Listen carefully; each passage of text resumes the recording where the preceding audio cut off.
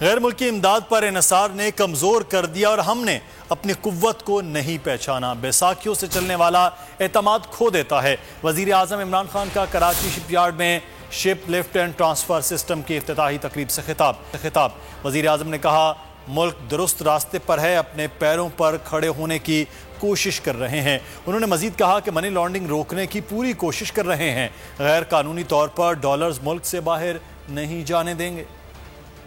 وزیر اعظم کا دورہ کراچی، عمران خان نے شپ لفٹ اینڈ ٹرانسفر سسٹم کا افتتاح کر دیا۔ وزیر اعظم نے تقریب سے خطاب میں کہا ہمیں غیر ملکی امداد کے انحصار نے کمزور کر دیا ہے، بیساکھیوں پر چلنے والا اعتماد کھو دیتا ہے، اس لیے ہمیں اپنی صلاحیتوں پر اعتماد ہونا چاہیے۔ پاکستان کو جس تیز رفتاری سے آگے بڑھنا چاہیے تھا اس طرح نہیں بڑھا، لیکن اب ملک درست راستے پر ہے، اپنے پیروں پر کھڑا ہونے کی کوشش کر رہے ہیں۔ ٹیکنالوجی کا استعمال کر کے اپنا ملک کا پیسہ بچانا ہے، ہمارا فورن ایکسچینج، ہمارے ڈالرز بچیں گے، کہ یہ اب پھر سے کوشش ہو رہی ہے کہ ہم اپنے پیر پہ کھڑے ہوں۔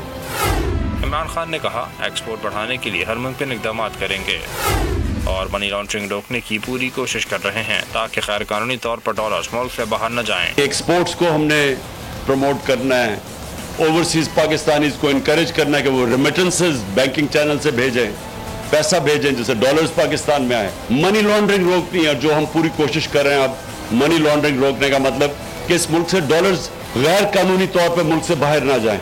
دورہ کراچی میں وزیر اعظم عمران خان بلوچستان کے ضلع لسبیلا میں گرین پاکستان کی تقریب میں شریک ہوں گے، ساتھ ہی پارٹی رہنماؤں کی ملاقاتیں بھی شیڈول میں شامل ہیں۔